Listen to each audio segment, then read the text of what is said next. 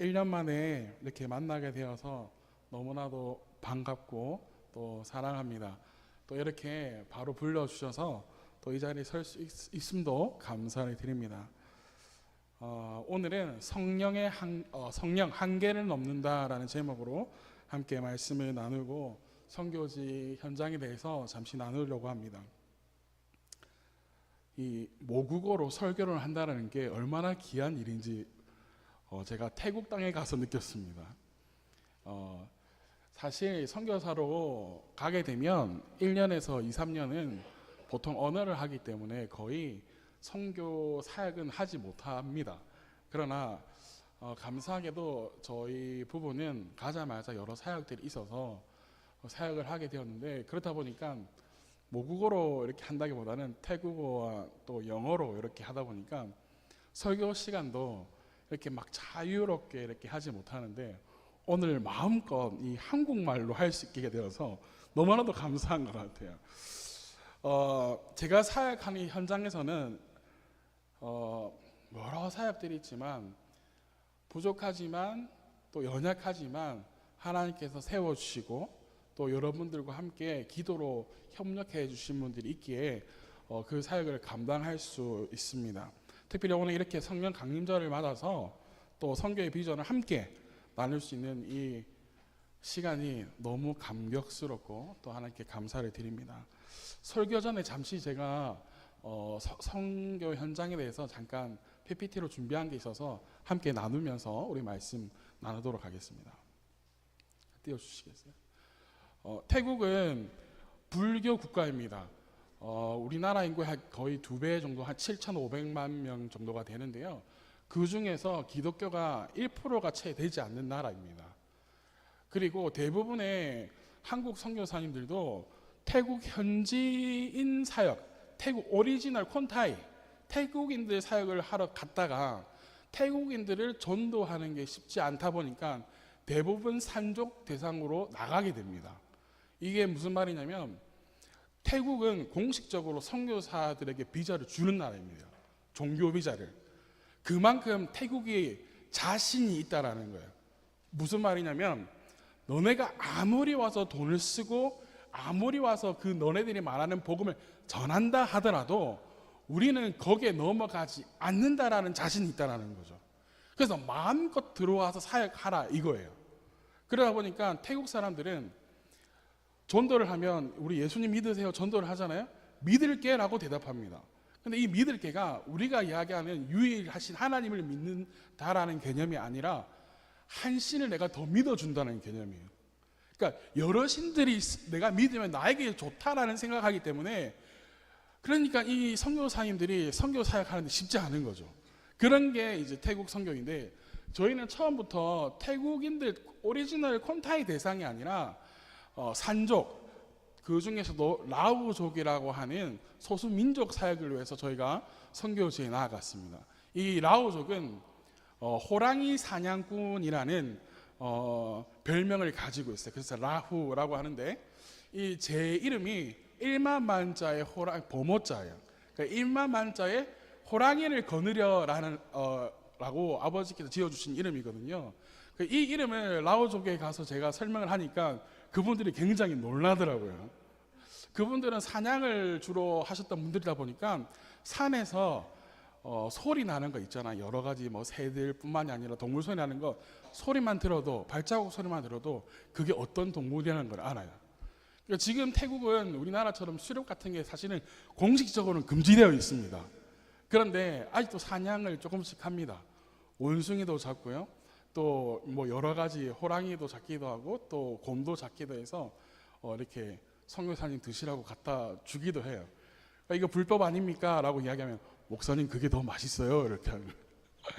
저도 처음에 먹으라고 주는데 이게 뭔가 했더니 원숭이를 삶아가지고 끓인 탕을 주더라고요. 저의 아내는 기겁을 해가지고 못 먹는데, 그렇다고 제가 뭐 안 먹으면 또 그러니까 먹었는데 너무 역하다고 해야 될까요? 그만큼 좀 그랬어요.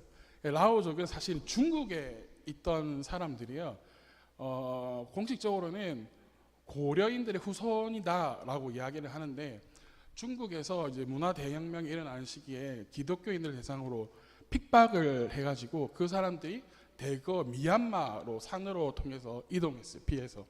근데 미얀마에서도 여러 핍박들이 있어서 산을 넘어와서 태국에 정착합니다. 그래서 대부분 공식적인 우리나라 주민등록증이 없기 때문에 산 거비거비에 숨어 살다가 약 한 10몇 년, 20년 전에 한번 태국이 전체 정리하면서 이 사람들에게 공식적으로 주민증을 내주었는 거예요. 그래서 아직도 주민증을 못 받은 사람들이 있는데 주민등록증 받은 사람들은 마을을 형성해서 그래서 살고 있습니다. 그 사람들 대상으로 저희가 사역을 하고 있어요. 다음으로 한번 넘겨주시겠어요? 저희가 크게 사역들이 두 가지에서 세 가지가 되는데 첫 번째는 라오 목회자들 대상으로 성경을 가르치는 일을 하고 있습니다.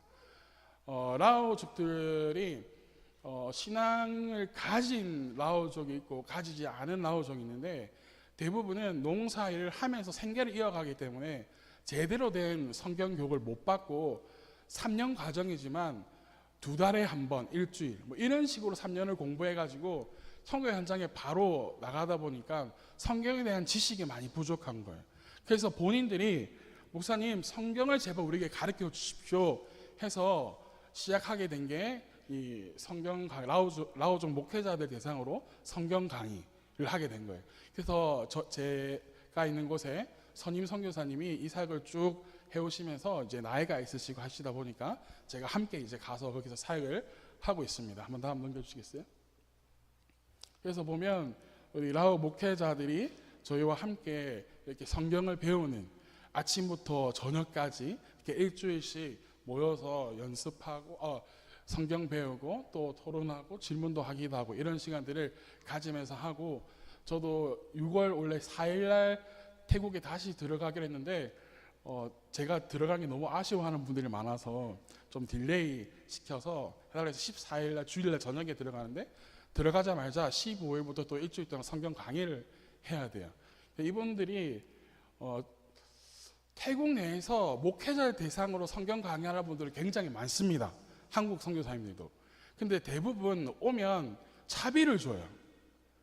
근데 차비가 우리나라 돈으로 10,000원 혹은 더 멀리서 온 사람들 20,000원 이렇게 주기 때문에 온 사람들마다 주기 때문에 사실은 이게 변질이 되어서 그게 하나의 자기들의 수입이 되는 바람에 그 성경 강의 있는 곳만 찾아가는 사람들이 너무 많아요. 근데 저희는 여기 오시는 분들은 차를 한 대에 뭐 픽업 트럭이라고 하죠. 트럭에 5, 6명씩 타고 와요. 그래서 온 차만 차비를 저희가 드리기 때문에 사실은 저희가 있는 곳은 재미가 없죠. 돈 받는 재미가 없어요. 그럼에도 불구하고 꼭 성경을 배우고 싶어 하기 때문에 또 대부분의 선교사님들 오면 성경을 가르친다기보다는 간증 위주이기 때문에 얼마나 많은 간증을 들었겠어요. 그러니까 오직 성경만 가르쳐 주세요라고 해서 저희가 그 성경을 가르치는 사역들을 하고 있습니다. 네, 다음 넘겨주시겠어요? 그리고 두 번째 사역은 우리 다음 세대 사역이에요. 저희 부부가 가서 바로 시작하게 된 사역이 뭐냐면 대부분 라오 목회자들은 산 마을에 있다 보니까 자녀들이 크면 이제 대학을 가거나 그렇지 형편이 못하면 학교도 보내지 않고 바로 농사 일을 시키는데 그 중에서 이제 대학을 가야 되는 친구들이 있는데 목회자들 수준이 한 달에 3,000반 그러니까 우리나라 돈 한 15만 원밖에 벌 형편이 안 돼요. 교회에서 그렇다고 해서 사례비를 줄 형편도 못 되기 때문에 근데 자녀가 학교를 가면 학비야 우리 학자금 대출이 있듯이 대출을 받아서 하면 되는데 지낼 곳이 없는 거예요. 왜냐하면 태국이 집값이 그렇게 싸지가 않습니다. 그러니까 학생들이 아무리 싼 데 들어가도 한 달에 50만 원, 30만 원에서 50만 원을 써야 되는데 아버지 수입이 15만 원밖에 안 되는데 어떻게 그 자녀들이 공부를 할 수 있겠어요. 그래서 목회자들 혹은 교회 중직자들 가운데서 자녀들 가운데서 학교에 가야 되는 친구들을 대상으로 저희가 2층 집을 하나 구해가지고 이제 그 학생들에게 잠자리를 제공하는 거죠. 근데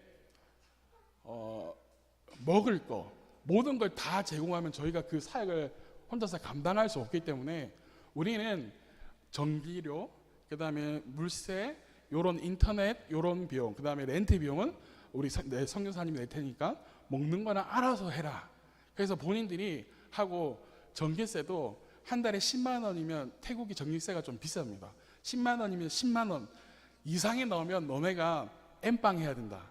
N분의 1 해야 된다. 왜냐하면 그렇게 안 하면 얘네들이 개념이 별로 없기 때문에 에어컨을 하루 종일 틀어놔요. 밖에 나가도 에어컨을 틀어놓고, 그러면 한 달에 전기세만 20만 원, 30만 원 이렇게 나오기 때문에 이렇게 리밋을 걸어 놓으니까 아이들이 알아서 조절을 하더라고요. 그래서 다음 넘겨주시면, 저희가 지금 함께 있는 목사 다음 거 넘어주겠어요? 7명의 학생이 있어요 지금. 태국은 저희랑 좀 학과 과정이 시간이 다르기 때문에 지금 방학 기간입니다. 그래서 6월달 이제 6월 말이 되면 개강을 하는데 이제 새로운 1학기가 시작되는 거예요 6월달에. 그러니까 학생들이 더 와야 돼서 건물을 하나 더 얻어야 되는 시점인데, 남자 아이들 우리 5명, 여자 아이들 2명 이렇게 있어요. 그래서 남녀도 구분도 이번에 이제는 해야 되고 해가지고 따로 하나 더 구해야 되는데, 이제 이 아이들을 대상으로 이제 학사 사역을 하면서 동시에 이 아이들도 신앙 교육을 시켜야 되기 때문에 주일날 예배를 드립니다. 예배를 드리면서 치앙마이 시내에 내려와 있는 라오족들이 있어요. 그런데 이 라오족들이 갈 교회가 별로 많지가 않은 거예요. 왜냐하면 태국 교회 가면 행색이 별로 좋지 못하다고 교회 나오지 말라고 이야기합니다. 그렇다 보니까 주일에 갈 곳이 없는 거예요, 예배 드리러. 그래서 저희가 이제 학사에서 예배를 드린다고 하니까 주변에 있는 이제 교회 가지 못한 라오족들이 와서 함께 예배를 드리기 시작했어요.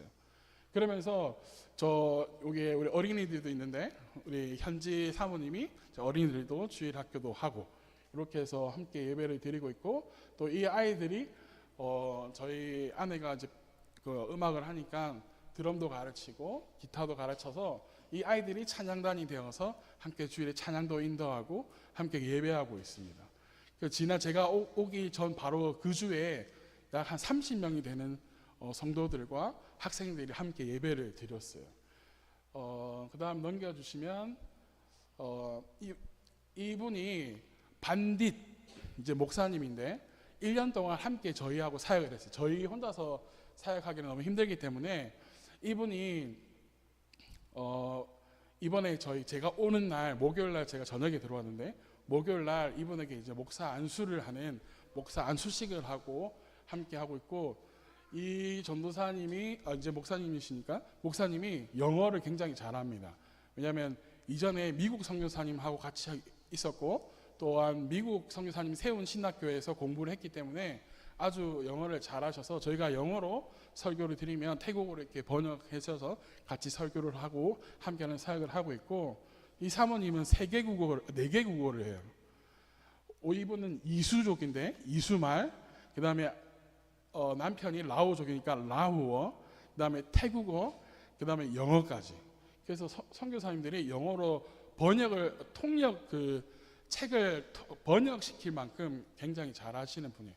이분에게 이제 1년 동안은 매주 조금씩 얼마씩 사례비를 드리고 이렇게 했는데, 제가 함께하고 있는 선교사님께 부탁을 드려서 이제는 공식적으로 사례비를 드렸으면 좋겠습니다. 왜냐하면 함께 이제는 사역한 지가 몇 달이 지났고, 우리와의 신뢰 관계라든지 또 이분들이 우리에게 하는 것, 학생들이 하는 것 해서 공식적으로 지도자로 세워서 우리가 사례비를 드렸으면 좋겠습니다 해서 매달 이제 공식적으로 우리가 함께하는 목회자로 세워서 이제 함께 사역하고 있는 그런 과정에 있습니다. 다음 넘겨주시겠어요? 그 다음에 하고 있는 건 저희 아내가 음악을 하기 때문에 음악 사역들을 하고 있어요. 다음 넘겨주시겠어요? 아이들 대상으로 피아노도 가르치기도 하고 또한 한글도 가르치고 여러 가지 것들을 하는데, 음악하고 한글만 가르치는 게 아니라 특별히 목회자들 대상으로 하는 음악 교실에서는 제가 예배에 대해서 강의를 합니다. 그래서 왜 음악이 중요한가, 또 우리가 왜 하나님께 드리는 찬양이 중요한가, 또 우리가 드리는 예배가 어떤 것인가에 대해서 함께 나누면서 지금 한 6번 정도 모여서 함께 기도도 하기도 하고 함께 그런 사역들을 하고 있습니다. 다음도 넘겨주시고요. 이게 오리지널 산족 집이에요. 대나무로 만든 집입니다. 근데 보시면 지금은 있는데 1층이 비어 있어요. 여기에서 예전에는 돼지, 닭 이런 걸 키우면 여기 위에 보면 뚫려 있어요, 바닥에. 그러니까 음식을 먹고 남은 것들 그대로 다 버리는 거죠. 그럼 그 가축들이 그거를 먹고 또 하면서 이거를 팔아서 생계를 유지하기도 해요. 지금도 그렇게 하는 집들이 있고 아니면 그냥 창고로 쓰는 집들도 있습니다. 그리고 여기 보면 뚫려 있잖아요, 집이. 대나무로 지은 오리지널 집은 집 안에서 불을 피웁니다. 나무로. 그래서 거기에서 밥을 해 먹고 거기서 자고, 그래서 연기가 공기가 통할 수 있게 위에 뻥 뚫려 있어요.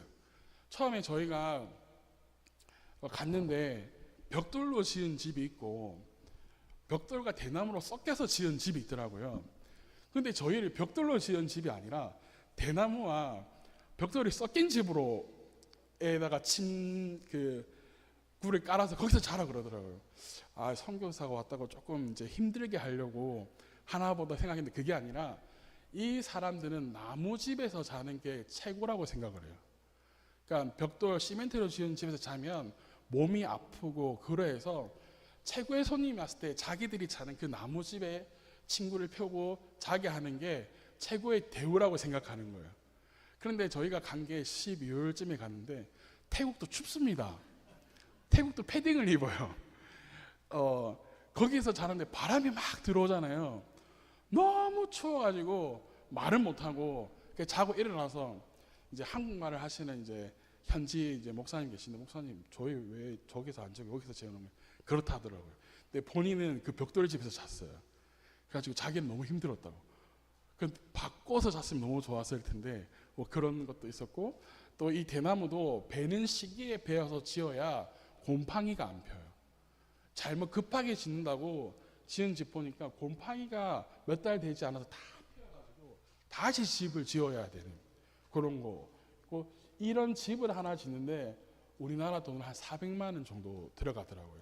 그래서 처음에 교회를 시작할 때에도 이렇게 지을 형편이 안 되는 교회는 이렇게 대나무로 먼저 지으면서 시작을 합니다. 다음 보여주시겠어요? 그리고 여러 가지 뭐 병원 신방도 하고 라오족 장례식도 있는데, 이번은 저희가 처음 가자마자 만났던 이제 교회 권사님 같으신 분인데 이제 한 작년 10월 달쯤에 돌아가셨어요. 그래서 저희가 그 장례식장에 방문했는데 놀라는 거예요. 자기네들 장례할 때 한 번도 한국 선교사님이 와본 적이 없다라는 거죠. 그래서 너무 놀래면서 너무 감동도 받으시고, 그렇게 하니까 우리의 그 마음을 알아주시니까 그 이후에 그분들도 마음을 여시고 우리에게 너무 잘 대해주시고 하시는 거예요. 그리고 이제 아이들, 정말 우리 아이들 사랑스럽잖아요. 제가 올 때마다 아이들 찬양 소리에 감동을 많이 받는데, 산마을의 아이들은 수박 한 조각이라도 있으면 와요. 먹고 싶어서. 그래서 수박 우리 대접한다고 수박 썰어놓은 수박 한 덩이가 우리나라 돈으로 1,000원도 안 합니다. 근데 그 수박, 널린 그 수박, 그거 썰어 놓으면 아이들이 와서 그거라도 먹으려고. 그래가지고 아이들에게 갈 때마다 저희가 간식을 사가요. 방문할 때마다. 그래서 간식도 나눠주고 함께 하고. 그리고 한국에서 이제 배로 혼옷들, 그러니까 깨끗한데 이제 사이즈가 작아서 못 입는 이런 것들 보내주시면 우리가 흘러 보내기도 하고, 또 현지 교회가 또 추수감사절, 부활절, 그리고 성탄절, 새해 때 연합해서 예배를 많이 드립니다. 근데 이 연합해서 드리는데 저희는 추수감사절이 셋째 주다. 그럼 셋째 주에 모든 교회가 추수감사절 예배를 드리잖아요. 근데 이 라오족들은 9월부터 12월 중순까지 추수감사절 시즌입니다. 그러면 한 교회에서 시작하면 한 10개, 11개 교회가 그 교회에서 같이 함께 예배드리고, 그 다음 주는 다른 교회 가서 예배드리고, 주일만으로는 안 되니까 토요일 날 또 모여서 예배드리고, 그래서 9월부터 10일 중순까지 계속 추수감사절이에요. 그리고 12월 중순부터 1월 새해 2월 초까지 성탄절 예배를 드려요. 돌아다니면서. 근데 이 연한 예배를 드리면 저희는 예배가 뭐 고작 길어봤자 2시간이면 사실 끝나잖아요. 그런 예배 때도. 근데 5시간, 3시간 이렇게 돼요. 왜냐하면 교회들이 모여서 하니까 특송들을 하는데 모든 교회가 다 특송하는 거예요. 그러니까 특송만 진짜 빨리 끝나면 1시간만 2시간이에요. 특송만 3시간인 거예요. 처음에 갔을 때 뭣도 모르고 갔다가 더운 건 얼마나 더워요. 덥고 앉아서 점심시간 1시간, 이제 아침 뭐 10시, 9시 반에 시작했는데 1시가 됐는데 끝날 생각을 하니까 배도 고프고 얼마나 힘들었는지 모르는데 그렇게 해서 이제 이 사람들이 예배를 드리는 거예요. 다음 한번 또 넘겨주시겠어요? 제가 이제 세례식을 거행했는데 여기 할머니 손에 묶여 있는 게 우상을 섬기는 사람들인 이 팔찌를 끼고 있는, 사실 이게 이 사람들의 원래 우상들의 문화가 아니라 기독교 문화예요. 하나님의 말씀을 문지방을 새기고 알을 새기고 이마에도 새기고 하라는 그 말씀으로 처음에는 말씀을 새겨서 찾던 게 이제 우상들 그러니까 이방 신들을 섬기는 이 사람들의 문화에 스며든 거예요. 저것도 좋은데 하고 이렇게 해서 이게 하나의 목줄처럼 돼 있어서 세례식을 할 때 본인들이 끊어 달라고 그래요. 그래서 이번에 제가 세례식을 하면서 가위로 잘라 드렸고 축복해 줬고 목이랑 이렇게 팔에 같은 데에다가 한 묻은 것들을 끊어 드렸어요. 그러면 이게 사실 끊는 게 우리가 그냥 끊으면 되지라고 생각하는데 이걸 끊는 순간 굉장히 이 사람들은 두려워해요.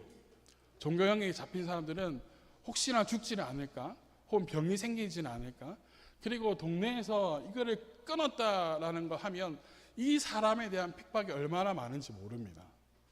그래서 굉장히 예수님을 믿는다라는 것 자체가 이분들에게는 굉장히 생명을 내어놓는 일과 같아요. 또 다음 넘겨주시겠어요?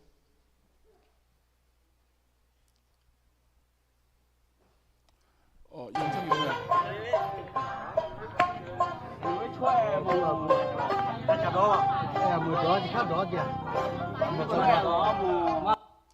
이 영상이 뭐냐면 새해, 연말 새해 되면 라오족들의 전통 문화인데 가운데 제단 같은 걸 만들어 놓고 자기들만의 그 기타 같은 걸 연주하면서 돕니다. 도는데 그냥 도는 게 아니라 리듬이 있어요. 리듬이 있으면서 하는데 지금 몇 명이지만 시간이 지나면 동네 사람들이 다 와서 돌아요. 근데 저녁 10시부터 그 다음날 새벽 6시, 7시까지 이게 하나의 제사를 드리는 거예요. 제가 이 모습을 보고 함께 아까 사역하는 반딧 목사님이 한번 같이 가지 않으실래요 해서 따라갔어요. 따라갔는데 너무나도 종교의 영으로 잡혀있고 이런 것들을 하고 있는 거예요. 그래서 제가 이야기했어요. 이분이 그냥 저를 데려오지는 않으셨을 텐데 제가 그래서 이거 잘못된 거 알고 계시죠? 라고 하니까 맞습니다 라고 이야기하는 거예요. 근데 라오족들이 다 그걸 하고 있는 거예요. 심지어는 이 마을은 예수를 믿지 않는 마을이에요. 여기 사역하고 있는 전도사님인데 너무 힘들어요. 이런 것들이 꽉 잡고 있는 거예요. 이 마을에 이곳 한 곳만 있는 게 아니라 3곳이 있어요. 근데 그 3곳 중에서 한 곳은 없었는데 거기에 교회가 세워진 거예요. 그리고 교회 마당에다가 이거를 설치해 놓고 우상을 섬기는 제물은 사라졌는데 거기에 음료수 뭐 이런 것들을 갖다 놓고 교회 성도들이 돌고 있는 거예요. 그런데 목회자가 이거를 잘못됐다라고 절대 말하지 못합니다. 왜? 말하면 그 사람은 쫓겨나니까. 근데 거기에 한국 선교사가 같이 돌고 있는 거예요. 얼마나 마음이 아팠는지 몰라요. 라오족 가운데서 젊은 목회자가 페이스북에 이거는 잘못된 겁니다 라고 글을 썼는데 그 젊은 라오족 목회자에게 얼마나 많은 핍박과 욕이 얼마나 많았는지, 너무 이러한 종교적인 영도 이 사람들에게 있는 거예요. 다음 넘겨주시겠어요? 네, 됐습니다. 저희가 태국 선교를 가게 되면서 사실 오늘 이 말씀이 저희에게 필요한 말씀이에요. 여러분, 성령이 없으면 우리의 한계를 뛰어넘을 수가 없습니다. 여러분 인정하시나요? 성령이 아니고서는 우리가 할 수 있는 일들이 없습니다. 특히 선교 현장, 여러분 선교 현장과 한국이요 다를까요? 같습니다. 목회하는 것 똑같아요. 성도들이 말씀 피우는 것 똑같습니다. 근데 다른 것 하나가 있어요. 뭐냐면 선교지에서는요 물을 끓일 수밖에 없어요. 할 수 있는 게 없어요. 물을 끓이는 것 말고 할 수 있는 다른 게 없어요. 한국에서는 돈이 부족하거나 뭔가 재정이 쪼들릴 때는 제가 쿠팡에서도 쿠팡맨으로도 일하고 밤에 오토바이로 배달 알바도 하고 하면서 생계를 이어갈 수 있는데 선교 현장에서는 그런 것들을 할 수 없는 거예요. 다른 거를 목회하는 거는 한국에서 목회하는 거나 태국에서 목회하는 거나 다 똑같아요. 근데 그게 다른 거예요. 하나님의 물을 끓일 수밖에 없는 것. 저희가 한국에서 태국으로 작년 5월달에 완전히 넘어갈 때 아내가 음악 학원 하고 있는 걸 정리하고 가려고 그랬어요. 선교사는 여기에다가 발붙일 만한 걸 두면 안 된다. 뭐 선임 목사님들 막 선교사님들 그러셔서 모든 걸 다 정리하고 가려고 했는데 그 당시에 학원이 정리가 안 되는 거예요. 그리고 이제 믿을 만한 이제 선생님 맡겨놓고 저희가 갔는데 하나님께서 그걸 통해서 저희 생활을 하게 하시더라고요. 제가 아직 젊다 보니까 제 동기들이 대부분 부교육자들이에요. 부교육자 사례비가 그렇게 생활이 막 여유 있을 만큼이 아니기 때문에 저를 도와주고 싶어도 도와줄 수가 없어요, 동기들이. 그러니까 동기들조차도 저에게 연락하는 게 쉽지가 않은 거예요. 자기네들도 어려운데 선교지에 나가 있는 저에게 잘 지내냐라는 말조차도 하기가 너무 미안한 거예요. 그러다 보니까 하나님께서 그걸 통해서 생활하게 하시고 그걸 통해서 하셨는데 작년 이제 연말부터 올해 갑자기 초에 학원이 이제 아무래도 원장이 빠지니까 학생들도 많이 빠지고 하잖아요. 그러니까 너무 힘든 거예요. 너무 힘들고 나오기 전 이제 4월 달에 너무 이렇게 3, 4월이 너무 힘들었어요. 힘들었는데 4월 중순에 저와 함께 대학 생활했던 친구가 매달 얼마씩 저희를 후원하고 있는데 큰 금액을 헌금을 보낸 거예요. 그래서 연락을 했어요. 이거 무슨 목적이 있는 헌금이냐. 왜냐하면 목적이 있는 헌금이면 목적대로 저희가 써야 되기 때문에 아니요. 오빠가 필요하신데 그냥 쓰시라고 생활에 힘든데 쓰셔도 되고 상관없이 쓰셔야 된다. 그래서 제가 아내에게 여보 얘가 얼만큼 헌금을 보냈다 그랬더니 펑펑 우는 거야. 전날 저녁부터 그날 오후까지 금식하면서 기도하고 있었던 거예요. 너무 힘드니까. 근데 딱 그 금액을 놓고 기도한 거예요. 선교는 그리고 우리의 신앙은 성령의 도움 없이는 이걸 뛰어넘을 수가 없음을 고백하게 되는 거죠. 여러분들의 삶의 현장에서도 아무리 내 힘으로 하려고 해도 안 될 때에는 하나님께 엎드리셔야 됩니다. 하나님께 모든 걸 맡겨야 돼요. 저희를 파송해 주신 교회 창원의 교회가 처음에 목사님께서 저희도 그랬고 파송장만 주십시오. 선교지 나가니까 얼마나 그런 소려움이 있는지 파송장 없다고 선교사 회에 안 띄워줘요. 거기다가 선교 교회도 개교회 파송은 또 선교사 회에 안 넣어주는 거예요.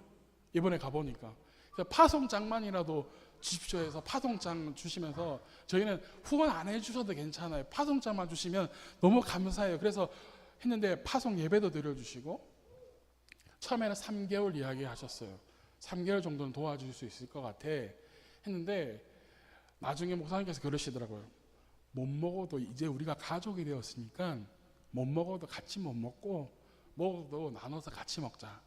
그래서 지금까지 큰 금액은 아니더라도 계속해서 우리를 후원해 주시고 계세요.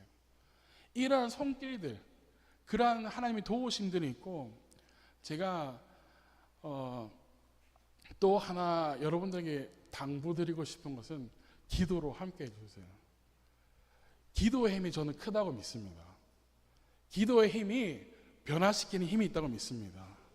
물질은요 선교지 나가면 아무것도 아니에요. 사실은 오늘 말씀에 사도행전 1장 8절 여러분들이 너무나도 많이 들었던 말씀이라고 생각합니다. 그런데 성령의 권능이 아니고서는 우리가 아무것도 할 수 없다는 것을 예수님께서 우리에게 또한 가르쳐 주신 말씀이기도 해요. 오늘 말씀의 제목처럼 성경은요, 인간의 열심이 아니라 성령의 권능으로 해야 뛰어넘을 수 있는 거예요. 여러분들의 삶도 마찬가지고요. 예수님은 곧바로 세상을 향해서 나가라고 하지 않으셨어요. 성령이 임할 때까지 기다리라고 하셨어요. 왜냐하면 모든 하나님의 일과 우리의 모든 것들은 사람의 계획이나 재정이나 프로그램으로 하는 게 아니기 때문이에요. 본문에 나오는 이 권능은 헬라어로 두나미스라는 건데 이 두나미스 단어가 나중에는 우리 다이너마이트 폭탄 그 단어가 여기에서 유래된 단어예요. 이 말은 뭐냐면 인간의 이성과 한계를 폭발해 버릴 만큼의 하늘의 강력한 힘이라는 거죠. 그래서 이때 이것을 제자들이 받았고 제자들이 이 성령의 권능으로 말미암아 하나님의 말씀을 담대하게 선포할 수 있는 자리에 나아갈 수 있었다라는 거예요. 이 당시에 베드로나 다른 제자들은 어땠습니까? 두려워하고 떨고 있었습니다. 예수님을 부인했습니다. 그러나 성령이 임하심에 베드로가 그 자리에 일어나서 담대히 하나님의 말씀을 선포하니까 그 자리에서 회심한 사람들이 있었다라는 거예요. 할렐루야. 이게 하나님의 능력입니다. 선교 사역을 하다 보면 한계에 부딪힐 때가 참 많이 있습니다. 문화의 벽, 언어의 벽, 영적인 그 척박함, 그런 한계에 부딪힐 때가 참 많아요. 제가 처음에 선교지에 가서 들었던 말이 뭐냐면 뭐 하려고 하지 마 하셨어요. 너가 뭘 바꾸려고 하지 마라는 거예요. 그런데 하나님께서는 계속 보여주시는 거예요. 이 사람들이 무엇을 끊어내야 할지 무엇을 바꿔야 할지 보여주시는 거예요. 근데 저보고 하는 말이 처음부터 와서 너가 뭘 하려고 하지 마. 그랬더니 선교사를 뭐로 생각하냐면 돈이 나오는 ATM 기계로 생각하는 거예요. 이게 현실이에요. 현지인들에게 듣는 말 중에서 여러분 제일 무서운 말이 뭔지 아세요? 기도해달라는 거예요. 이게 참 목사로서 선교사로서 이런 마음이 들면 안 되는데 기도해달라는 말이요 부담이 되어지고 무서운 거예요. 기도해달라 할 때 그냥 기도해달라고 안 합니다. 목사님, 선교사님 이번에 딸 등록금이 필요한데 기도해 주세요. 이번에 교회를 지어야 되는데 기도해 주세요. 근데 여기에서 제가 어떤 반응을 해야 하는 알겠습니다. 기도하겠습니다. 저희는 이렇게 말할 수 있잖아요. 근데 이 사람들에게는 알겠습니다. 기도하겠습니다. 라면 제가 그것을 해주는 줄로 알고 있어요. 그러니까 중보의 개념이 아니라 이 선교사에게 이렇게 기도해달라 그러면 돈이 나온다라고 생각을 해요. 그러니까 기도해달라는 말이에요. 너무 부담이 되는 거예요.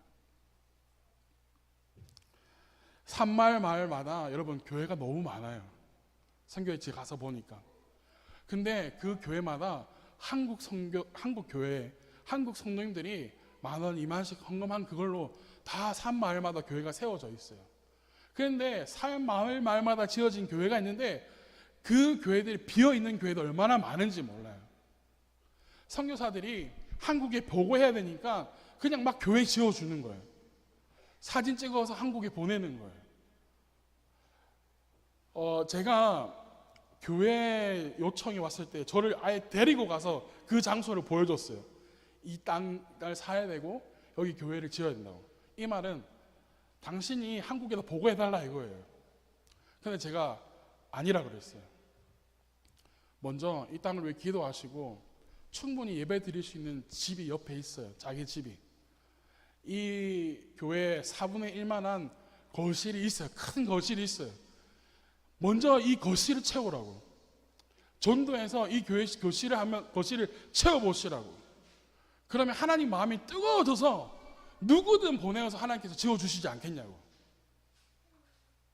여러분 그러니까 그 사람들이 저를 좋아하겠어요? 싫어하겠어요? 야, 얘 이상한 애 왔다 이런.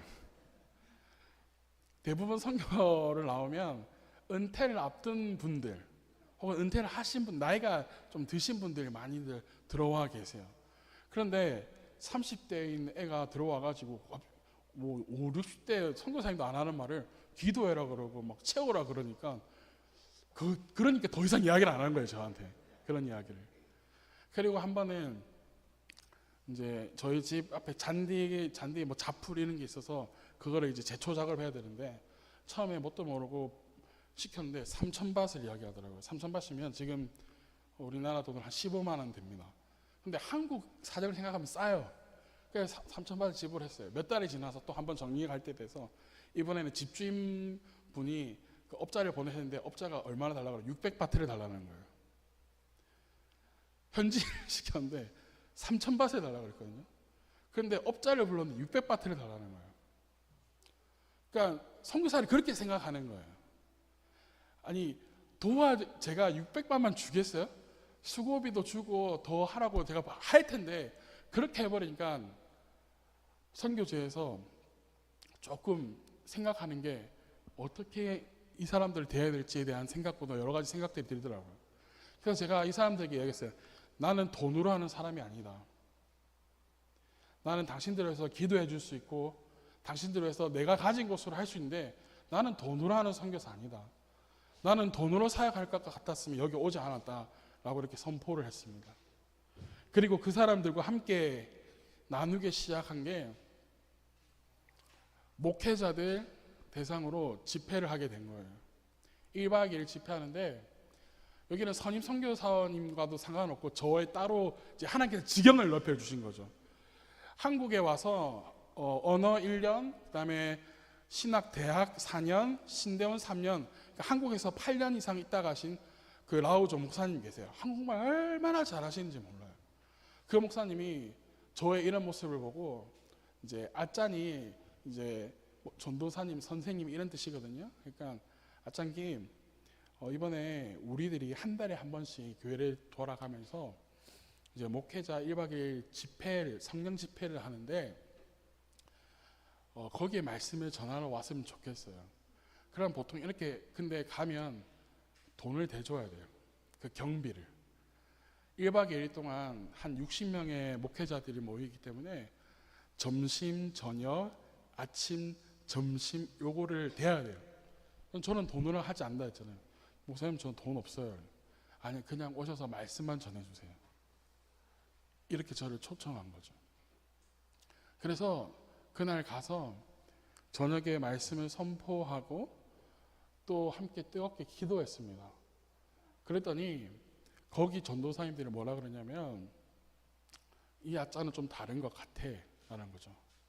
그래서 이분들이 저를 뭐라고 부르기 시작했냐면 싸산 아짠이라고 부르기 시작했어요. 싸산 아짠은 뭐냐면 안수를 받은 목사를 뜻하는 거예요. 보통은 아짠이라고 불러요. 전도사. 그런데 그때부터 제가 덩치가 크니까 큰 목사라고 해서 저는 싸산 아짠이라고 부른 줄 알았어요. 근데 그게 아니라 당신은 진짜 목사다라는 거예요. 그래서 그 1박 2일 집회를 마치고 난 다음에 그 모든 목회자들이 저를 향한 시선이 그냥 단순히 어린 선교사가 아니라 목사로 대하기 시작했던 거죠. 그리고 또 한 번은 그 이제 저를 초청했던 그 한국에서 유학하셨던 목사님이 이번에는 산마을교회 신방을 가자는 거예요. 1박 2일. 산마을 신방을 가자 이 말이 뭐냐면 이 목회자들이 목회를 배우지 못하고 일하다가 그 동네에서 교회를 세우고 하다 보니까 성도를 어떻게 신방해야 하는지 또 성도에게 문제가 생겼을 때 어떻게 신앙으로 인도해야 하는지 또 그리고 성도를 어떻게 축복해 줘야 되는지조차 모른다는 거죠. 그래서 그런 것들을 좀 가르쳐 주셨으면 좋겠어요 해서 아내와 함께 그 목사님과 함께 산마을 교회 신방을 갔습니다. 그날 그때 1박 2일 동안 7교회를 갔는데 그동안 몇 달 동안 교류가 있었기 때문에 다 알아요. 누가 누군지 다 아는데 교회는 사실은 가보지는 못했어요. 그리고 다른 선교사님들이 세운 교회에 다른 선교사가 간다는 그거는 실례이고 좀 어렵기 때문에 저도 많이 거부했어요. 그런데 아니 괜찮다고 오셔도 된다고 해서 방문하게 되었습니다. 그런데 가는 곳들이 쉬운 데도 있지만 전기가 들어오지 않는 곳.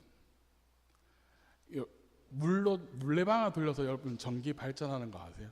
저는 이번에 처음 봤는데 그렇게 해서 필요한 전기만 쓰고, 또 저도 운전을 잘한다고 생각했어요. 운전을 잘한다라고. 저도 여기에서 버스 자격증명서 버스도 몰았기 때문에 운전하라는 제가 자신 있다고 생각했는데 산마을에 가니까 와, 삐끗하면 낭떠러진 곳.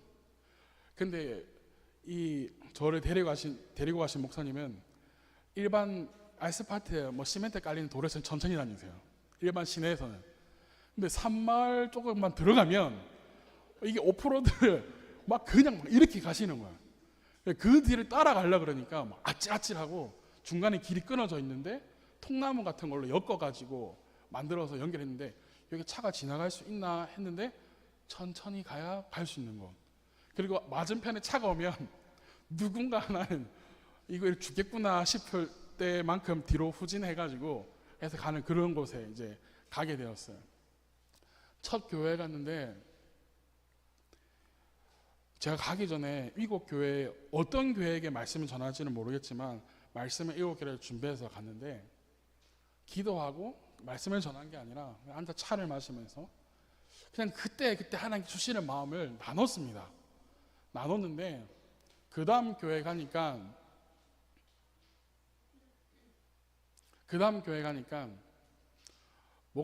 전도사님하고 사모님이 탁 앉아있는 거예요. 손을 탁 이렇게 하고 딱 앉아있는 거예요. 왜 그런가 했더니 처음 교회에서 말하자면 교회 안수 집사님급 되시는 분이 날라리인 거예요. 근데 제가 그분이 날라리인지 어떤지 모르잖아요.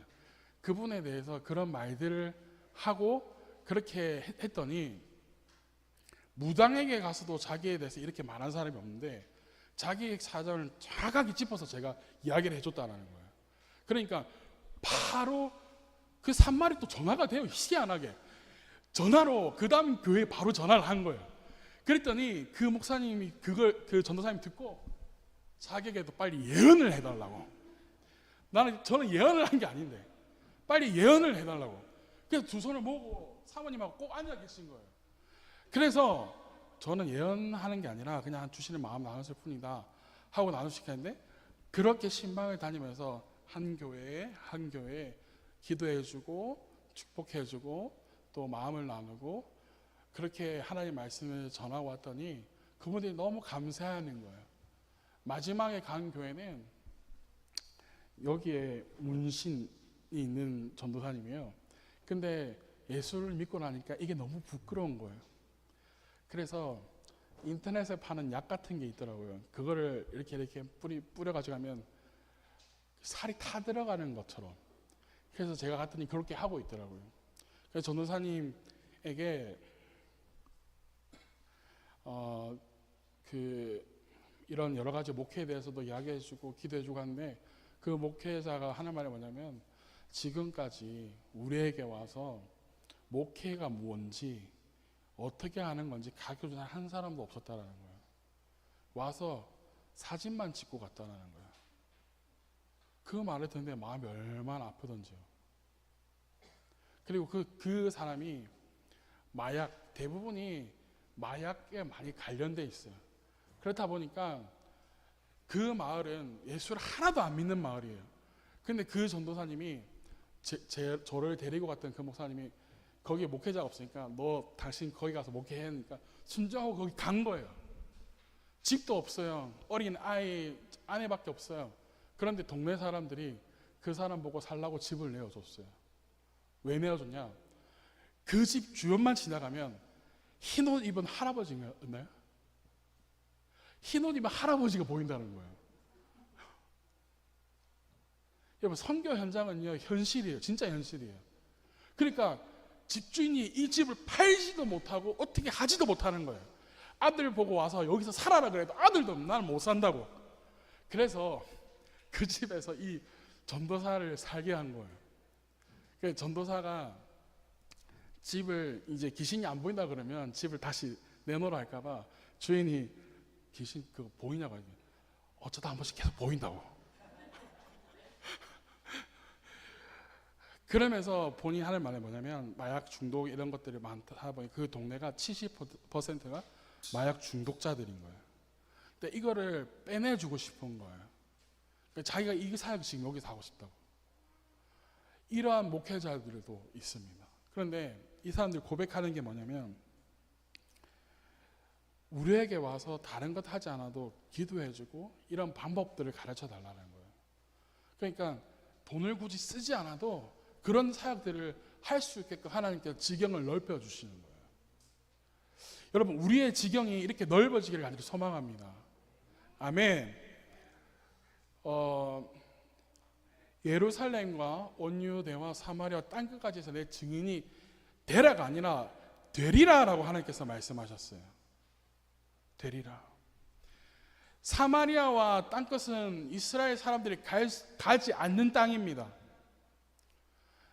우리 목사님께 나중에 가르쳐 주시겠지만 사마리아가 있는 지도 땅을 보면 그 땅을 통과해야 빨리 지나갈 수 있는데 이스라엘 사람들은 그 사마리아 땅을 거치지 않고 돌아가더라도 뺑 돌아가더라도 돌아가는 그런 땅이에요. 그런데 성령의 권능을 받으니까 지경이 넓어지니까 가지 않는 땅은 사마리아 땅 끝까지 이르러서 증인이 되었다라는 것이죠. 우리가 오늘 선교 현신 예배 그리고 또한 성령 강림주일을 맞아서 우리가 성령으로 말미암아 우리의 지경이 넓어지기를 소망합니다. 아멘. 산동교회의 소문이 이 바로 앞 파출소까지가 아니라 이 구미 온 땅에 퍼져나가기를 소망합니다. 아멘. 여러분, 솔직히 이야기해서 구미 산동교회가 연령대가 좀 높잖아요. 우리 어린아이들이 지금 연령을 낮춰주고 있는 거잖아요 지금. 그런데 교회는요, 오늘 예배를 드리면 알겠지만 젊어요. 끊임없이 우리 목사님이 기도하면서 찬양도 끊임없이 신세대들이 부르는, 우리 권사님들 어르신들 따라 부르기 정말 힘드실 텐데 그 자리에 꼭 지키시면서 그걸 하는 것들. 그런데 여기 소문이 여기에만 멈추는 게 아니라 구매의 땅을 넓혀나가고 이 산동교회가 우리나라를 대표하고 또한 선교를 하는 그러한 나라로 또한 더 나아가서 이 나라를 살리는 교회가 되어지기를 간절히 소망합니다. 밖에서 해외에서 보는 한국은 위태합니다. 위험하게 진짜 생각하고 있습니다. 한국 돈 받지 않습니다. 예전에는 5만 원권 그냥 가져가도 사설 환전소에서 그냥 바꿔주었던 돈들이 이제는 이런저런 사정으로 흠집 있다 뭐 있다라는 사정으로 돈을 웬만하면 안 받으려고 그래요. 가치가 많이 떨어졌어요. 해외에서는 대한민국을 걱정합니다. 심지어는 한국에 있는 라오족들 목회자들이 한국 괜찮냐라고 물어봅니다. 그런데 제가 처음에 구미 산동교회에서 우리 목사님이 강고하고 하실 때 공산주의 이야기하고 저 괜찮나? 저렇게 해도 안 쫓겨나나? 사실은 걱정 되게 많이 했어요. 요즘에는 교회에서조차도 목회자가 정치의 이념을 떠나서 성경에 있는 말씀을 아닌 것을 아니라고 이야기하는데 그것을 하지 못하는 교회들 얼마나 많은지 모릅니다. 그런데 산동교회는 나라와 민족을 위해서 기도하는 교회잖아요. 아멘. 이 산동교회가 정말 나라와 민족을 위해서 기도한 이 기도를 통하여서 또한 거기에 성령이 더해져서 더욱더 지경이 넓어지기를 소망합니다. 할렐루야. 마지막 때가 다가오면 다가올수록 안 믿지 않는 자들이 핍박하는 게 아니라 믿는 자들이 핍박하는 시대를 맞이하게 될 겁니다. 성경은 우리에게 그렇게 가르치고 있어요. 여기에서 우리가 버텨내고 견뎌내는 것은 성령의 권능밖에 없다라는 것입니다. 우리가 보냄을 받은 자로서 그리고 이제는 보내는 자로서 서 있는데 복음이 땅 주님 오시는 그날까지 끊임없이 펼쳐져 나갈 수 있도록 이 지역에서 뿐만이 아니라 전 세계에 예수 그리스도를 믿지 않는 자들에게도 퍼져 나갈 수 있도록 우리가 기도하기를 소망합니다. 태국은 붓다의 나라예요. 부처의 나라입니다. 그래서 모든 성경의 단어와 뜻도 이 불교 단어밖에 없습니다. 프라옹, 프라짜오, 이 하나님이라는 것, 이것도 여러분들 번역기 돌려보면 부처로 해석이 됩니다. 그래서 저는 이 사람들, 우리 아내도 그런 이야기를 하는데, 이 사람이 평생 제대로 된 하나님의 이름을 부를 수 있을까, 들을 수 있을까라는 거예요. 그런데 우리는 하나님의 이름을 마음껏 부르고 듣잖아요. 얼마나 감사한 일입니까? 그리고 라오족은 주여가 쪼모예요, 쪼모. 근데 이 쪼모가 그렇게 좋은 뜻이 아니래요. 이렇게 단어 하나도 우리나라는 얼마나 축복받았는지, 하나님의 이름을 하나님의 이름이라고 부를 수 있는 나라, 예수 그리스도 이름을 선포할 수 있는 나라, 여기에서 우리가 더 넓어지기를 소망합니다. 아멘. 근데 처음에 이 라오족들에게 들어왔던 게 침례교단이 들어왔어요. 미국의 침례교단. 그러니까 성령에 대해서 굉장히 절제시킨 거예요. 성령에 대해 이야기하면 이단 취급하는 거죠. 그리고 실제로 성령의 은사를 한다라는 그런 목회자들이 너무 그쪽으로 가서 너무 안 좋은 일들을 막 하니까 부정적인 거예요. 제가 갔을 때 여러분, 주님의 이름을 한번 부르십시다. 프라 예수 한번 부르고 기도합시다. 주여라고 기도합시다. 기도를 못하는 거예요. 목회자들조차도. 방언 상상도 못해요. 그런데 하나님께서는 사람들에게, 성도들에게, 목회자들에게 방언을 주신 분들이 있을 거 아니에요. 그러면 자기가 기도하다가도 모르게 방언이 입에 나와요.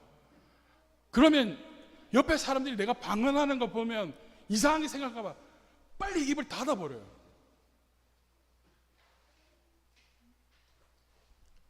얼마나 안타까운지 몰라요. 그리고 제가 주여를 하자 그러니까 쪼모라고 했잖아요. 쪼모 하는데 이게 힘이 안 난다라는 거예요. 이 사람들은 뭐라고 하냐면 아멘! 아멘만 하는 거예요. 아멘, 아멘, 아멘. 아니다. 주의 이름을 불러야 된다. 주여라고 해라. 그래서 쪼모가 안 좋은 말이라면 한국말로는 주여가 괜찮은 말이니까 주여 하자. 주여 해봅시다. 주여도 시키고. 그래서 제가 가는 곳은 쪼모 기도해요. 이제 기도해요. 사랑하는 여러분, 우리는 복음이 증인이 되어야 될 줄로 믿습니다. 아멘. 성령 강림의 사건과 현재 선교의 사건은 역사적 과거의 사건이 아니라 지금도 일어나는 사건이고 현장에서 일어나고 있는 일들입니다. 오늘 이 자리에서 우리 안에 계신 성령님의 인도하심을 따라서 우리 교회의 지경과 개개인의 가정의 지경과 여러분들의 직장과 사업장의 지경이 넓어지기를 축복합니다. 아멘. 그래서 여러분들의 기도의 지경을 이제 넓히시기를 바라요. 어떤 사람들은 기도하다가 자기가 스스로 자기가 제어해요. 이거는 내가 못해. 이건 내가 할 수가 없어. 자기 스스로가 기도조차도 그 안에 한계를 하도록 하는 거예요. 근데 그게 아니라 내 기도조차도 이제는 지경을 넓히시기를 축복합니다. 아멘. 제가 다시 선교의 현장으로 돌아가면 또 언제 올지 사실은 모릅니다. 제가 1년 만에 나왔어요. 1년 만에 나왔는데 그동안 한국에서 몇 분 왔다 가셨는데 출국장에 배웅을 하잖아요. 그러면 출국장에 보내고 나면 눈물이 확 나와요. 가고 싶어서. 제가 아내는 이제 두 번째 들어온 건데 아내가 작년 10월 달에 들어갈 때 저도 가보고 싶은 거예요. 근데 아내한테는 괜찮아 그랬어요. 근데 출국장에서 사실 나도 가고 싶었어. 아내가 지금이라도 끊어서 가자 했는데 비행기 티켓이 이 티켓 하나면 우리 아이들 학사 한 달을 할 수 있어요. 아니야. 참고 또 참았어요. 그러니까 이번에 또 이제 아내가 나가야 될 일이 있어서 나가는데 이제 1년이 됐잖아요. 근데 3, 4월이요. 태국은 너무 힘들어요. 세계에서 가장 대기질이 안 좋은 도시 1위예요. 위에 라오스, 미얀마, 캄보디아에서 밭을 태우는 하전식이에요.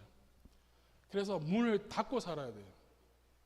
문을 닫지 않으면 재가 다 들어와요. 그만큼. 서울 공기 안 좋은 거 저리 가라요.